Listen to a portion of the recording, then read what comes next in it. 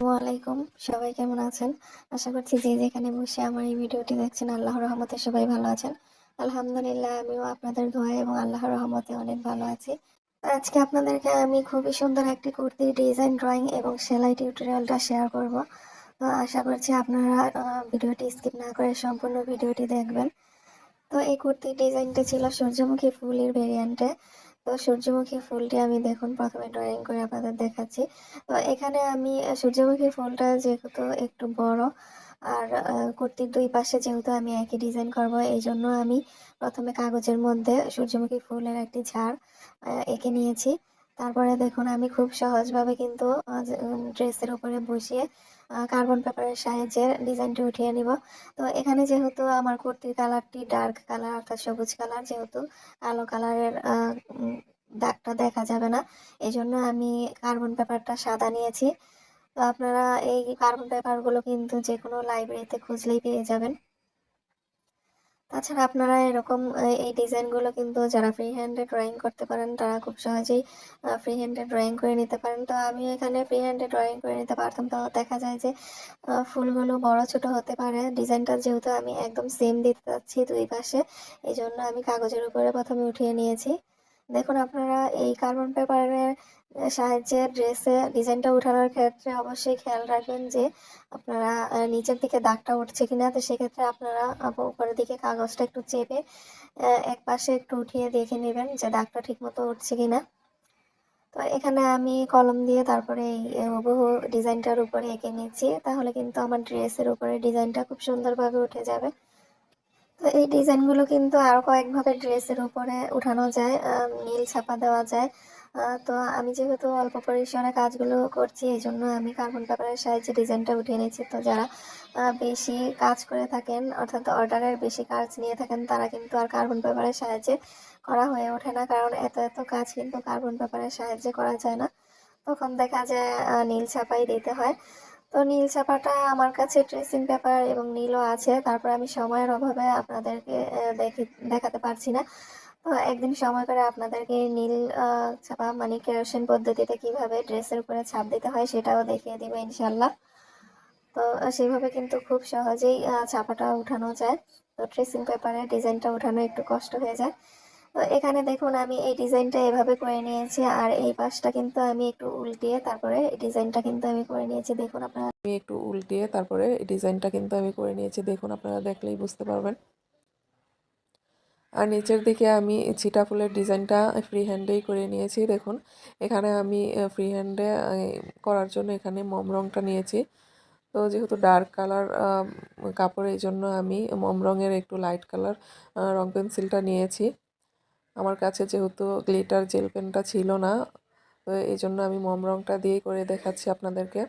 তো এরকম আপনারা মোম রং জেল পেন যে কোনো এখানে কিন্তু কলম দিয়েও করলে হবে। তো আমি যেহেতু আপনাদেরকে ভিডিওর মাধ্যমে বোঝাতে চাচ্ছি এই জন্য আমি কলম দিয়ে আর করিনি। দেখুন এভাবে কিন্তু আমি পুরোটা ছিটা করে নিয়েছি, আর একদম উপরের দিকে একটু ফাঁকা ছিল, তো সেখানটাতে আমি একটা ছোট করে ফুলের ডিজাইন করে দিচ্ছি।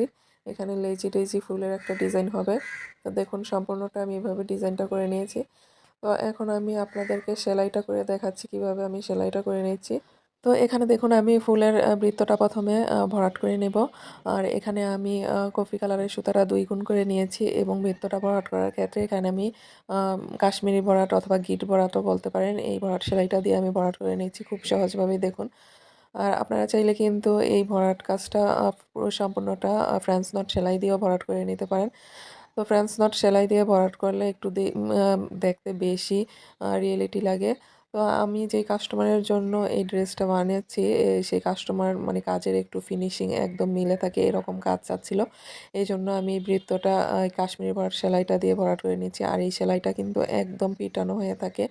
আমি কিন্তু এই সেলাইটা আপনাদেরকে আগেও দেখেছি আমার অনেক ভিডিওতে, আপনারা খুঁজলেই পেয়ে যাবেন এই সেলাইটা। খুব সহজ কিন্তু এই সেলাইটা করা। আর দেখতে এবং ফিনিশিংটা কিন্তু অনেক সুন্দর হয়, একদম মিলে থাকে।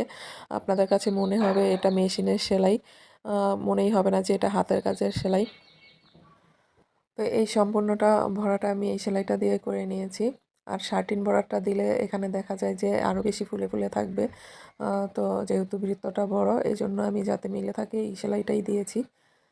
তো এখন আমি ফুলের পাপড়িটা সেলাই করে নিচ্ছি। দেখুন এখানে আমি বাসন্তী রঙের অর্থাৎ কাঁচা হলুদ বলতে পারেন অনেকটা, সেই কালারের সুতাটা দিয়ে এই পাপড়িগুলো সেলাই করে নিচ্ছি। এখানেও কিন্তু আমি সুতাটাকে 2 গুণ করে নিয়েছি। আর এখানে আপনারা একটু খেয়াল করলে দেখতে পারবেন এখানে আমি এই কাশ্মীরি ভরাট সেলাইটা কিন্তু 2 বার গিট দিয়ে নিচ্ছি, যেহেতু পাপড়িটা একটু লম্বাটে, মাঝখানটা লম্বাটে শেপের, এই জন্য আমি মাঝখানে কিন্তু 2টা করে গিট দিয়ে নিয়েছি। আর সাইডে কিন্তু আমি দেখুন সে আগের মতো একটা গিট পড়েছে। তো আগের মতো কিন্তু আমি সাইডে একটা গিট দিয়ে নিয়েছি। তো মাঝখানে যতটুকু অংশ লম্বা হয়েছে ততটুকু অংশই কিন্তু আমি 2টা করে গিট দিয়ে নিয়েছি। তো এই সেলাইটা কিন্তু আপনারা অনেক বড় বড় ফুলের পাপড়িও সেলাই করে নিতে পারবেন। এরকম আপনারা চাইলে কিন্তু 2টা 3টা অথবা 4টা 5টাও গিট দিয়ে এই বড় বড় পাপড়িগুলো সেলাই করে নিতে পারবেন এই সেলাইটা দিয়ে। তখন কিন্তু একটু ফুলে থাকবে না, একদম মিলে থাকবে। কাজের ফিনিশিংটা এই সেলাইয়ের কাজের ফিনিশিংটা এতটাই সুন্দর হয়। দেখুন আমি কিন্তু 2টা গিট দিয়ে নিলাম, এখানে আপনাদেরকে আবারও দেখিয়ে দিচ্ছি। তো এখানে কিন্তু আমি ভরাট কাজটা করে নেওয়ার ক্ষেত্রে মাঝখান থেকে শুরু করে নিয়েছি। আর এক পাশটা করে নিয়ে আবার অপর পাশটা করে নিব, এতে করে কিন্তু ফুলের পাপড়ির শেপটা খুব সুন্দর হয়। দেখুন আমি এভাবে করে কিন্তু সম্পূর্ণ পাপড়িগুলো সেলাই করে নিয়েছি। তো আপনারা দেখেই নিশ্চয়ই বুঝতে পারছেন কাজের ফিনিশিংটা কতটা সুন্দর হয়েছে। তো এইরকম কাজগুলো কিন্তু আপনারা চাইলে খুব সহজভাবে করে নিতে পারেন। প্রথমে হয়তো একটু খারাপ হতে পারে, আপনার দেখবেন কাজ করতে করতে কিন্তু আপনার হাতে এসে যাবে, তখন আপনার কাজটাও কিন্তু সুন্দর হবে। আর এখানে দেখুন আমি ডালের কাজটা করে নিচ্ছি। এখানে আমি 2 কালারের সুতা দিয়ে ডাল এবং পাতার কাজটা করে নিয়েছি। আর এই ডালের কাজটা আমি ডাল ফোর সেলাই বা স্টেম স্টিচ সেলাইটা দিয়ে করে নিচ্ছি। তো ডালের কাজটা আমি কলাপাতা কালার এবং টিয়া কালার সুতা দিয়ে করে নিয়েছি। ক্যামেরাতে কিন্তু কালারটা ঠিকভাবে আসছিল না।